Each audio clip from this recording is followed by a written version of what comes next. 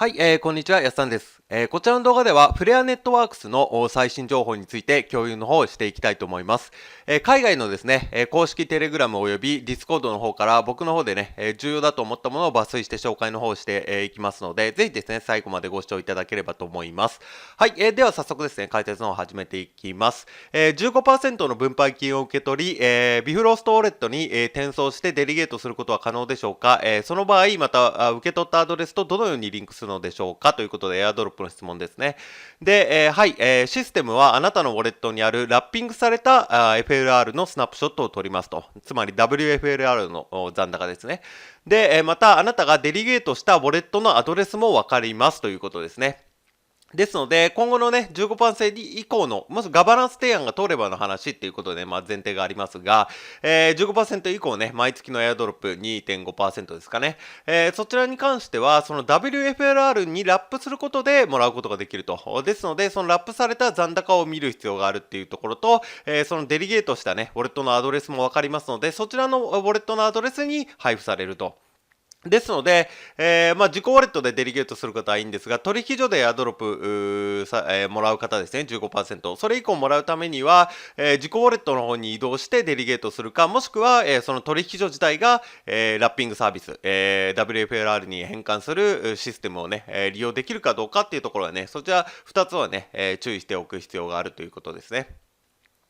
はい、で続いて、こちらは、私が XRP を蘇生して、例えば 100FLR フレアを得たとしますと、つまり私は 100XRP を追加で、交換する、手に入れることができるんですかということでね、質問のされてます。ファーセットの話ですね。で、XRP ホルダーは XRP をね、フレアのネットワークに投入して、FLR をね、担保にして FXRP を作成することができるんですけども、そちらを保有することで報酬として、FLR をね、獲得することができると。ですので、そのシステムですね、F アセットを利用して FXRP に変換することで、報酬としてまたさらに FLR をもら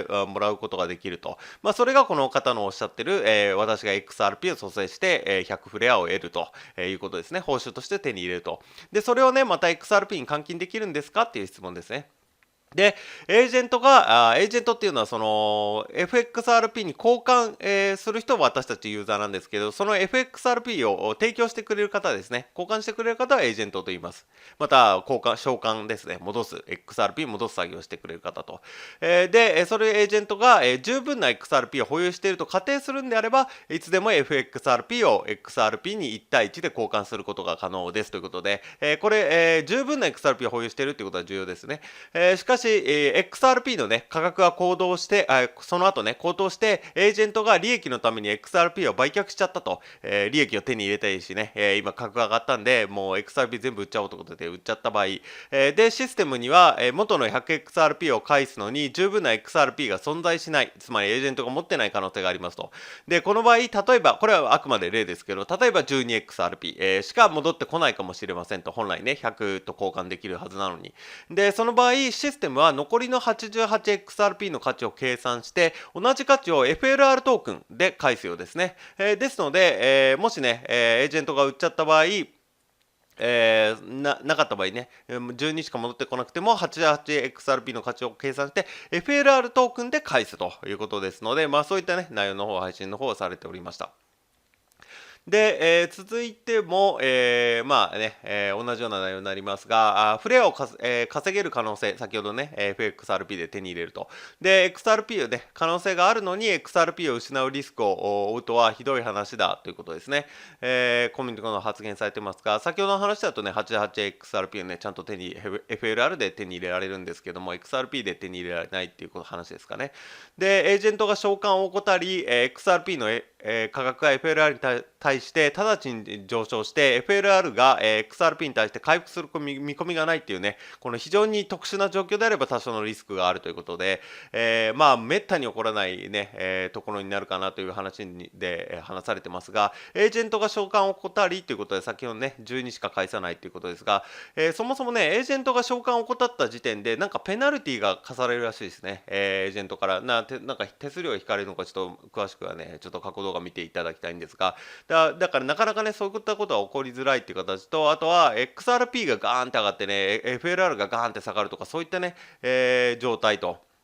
いうところがあれば多少のリスクはあるということですので、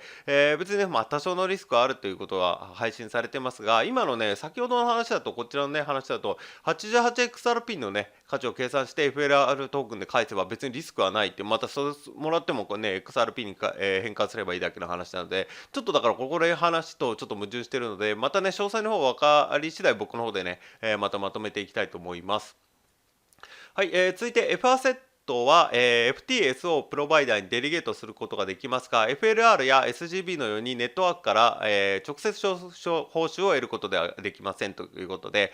これね、ちょっと僕の方でね、情報の方を手に入れてられてなかったんですけども、F アセットに関しても FTS をプロバイダーにデリゲートして報酬を得ることができるようなんですよね。通常であれば、SGB とか FLR を失礼しました。FTSO にね、預けて、SGB、FLR をね、もらうといったデリゲートをする仕組みなんですが、先ほど話しました FXRP とかにね、変換したその F アセット自体も FTS をプロバイダーにデリゲートできるようです。で、F アセットは FTS をプロバイダーにデリゲートすることはできますが、直接は得ることはできないと、FLR やね、SGB のように。ですが、F アセットをデリゲートした場合の報酬は、ネットワークからではなくて、データプロバイダー自身、FTS のデータプロバイダー自身から得ることができると。失礼しました。そういったね、内容になるようです。で、続いてもね、また続きになるんですが、つまり、じゃあ F アセットのデリゲートによるね、ものはね、XRP や FLR の報酬はネットワークではなくて、プロバイダーから得られるっていうことになるんですかっていうことですね。で、また話が進んでて、必ずしもそうとは限らないと。で、特定のプロジェクトに関連したネイティブトークン、NFT、または全くない可能性もあると。だから、その FTSO がね、なんか紐づいてる特定のプロジェクトのね、ネイティブトークンをくれたりとか、あとは NFT をくれたりとか、で、もしくは全くくれないっていう可能性もあると。で、それらはね、彼らは FLR や原資産で報酬を与える義務っていうのはないっていうことですね。だからもらえない場合もあるってことです。で、こちらミディアムの記事ね、配信の方されてまして、ブログよりということでね、シグナルプロバイダーは、オラクルの推定値により、大きく貢献するために投票のデリゲーターに対してですね、F アセットホルダーにも報酬を与えることを選択することができるということですので、あくまで選択制なんですね。ですので、このシグナルプロバイダーで自分たちを優位にするために報酬を与えるっていう可能性がありますので、今後ね、だから、F アセットが始まって、それをデリゲートしたいっていう場合は、そのデリゲートするシグナルプロバイダーをね、よく確認していただいて、その報酬特典がね、オプションでついてるのかっていうところをね、確認する必要があるのかなと思っております。で、それに関しては、こちらの記事ですね、今回の動画の概要欄の方に今回の動画の元記事のリンク貼っておりますので、そちらクリックしていただきますと記事見れますんで、このね、ミディアム、クリックしていただいて、見ていただければ、そのね、内訳の詳細とかね、見ることできますので、興味ある方はそちらから見てみてください。はい、続いて私は FTSO はすでに始まっているが遅れているという、印象を持っていましたということで、これに対して70以上の FTSO が、フレアを利用する準備ができておりすぐにでも始めたいと考えていますと、で 67% に達するには十分すぎるほどですということで、もうね、9月5日一応観測モード終了予定ですが、もう日付がね、あんまりないんで、遅れてんじゃないかっていう発言に対してなんですが、な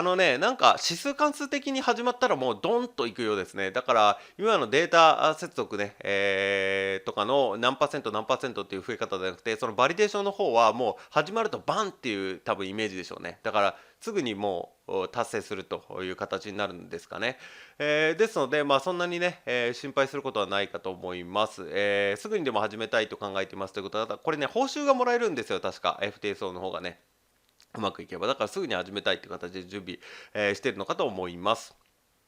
はい。で、会社は誰でも FLR 上でトークンや DApps を構築できるんですか、それとも FLR の対象となるには SGB から始めなきゃいけないんですかということですね。で、フレアメインネットに移植する前に、まずコストン、ソングバードでアプリケーションをテストすることは、開発者にとってとっても最もね、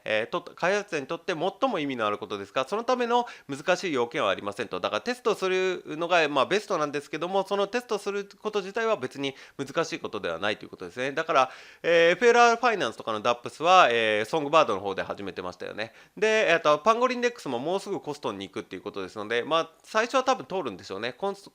トン、ソングバードでテストして、で、問題ないって思ってから、まあ、フレアのメインネットでね、展開していきたいっていう。まあね、フレアのメインネットから始めて、なんかね、ミスとかあったら、まあ、そこからまたやり直しになっちゃうんで、大変になるかと思いますんで、あらかじめテストする。まあ、だからそういうテストする環境があるってことはいいところですよね。それも別に難しい要件ではないということですね。はい、で、続いて最後ですね、残りのコインを受け取るには、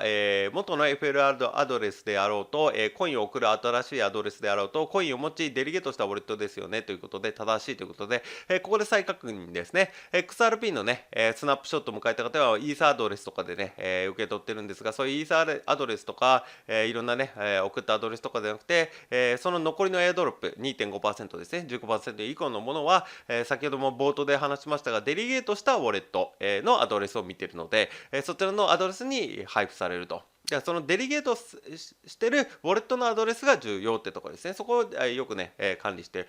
おく必要があると。はい。で、まあそういったね、日々の内容ありますが、必ずしもね、今まだガバナンス提案中ですので、これが、通った話として展開していますので、今のはね、コミュニティの話っていうのは、通らなかったら前のエアドロップの話に戻れるだけになりますので、そちらね、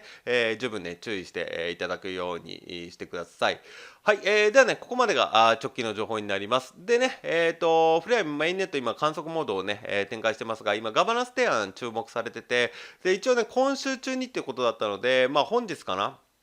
になるのか、まあ遅れるかもしれないですけども、発表の方あるかと思います。トークン配布のね、含んだガバナンス提案の詳細。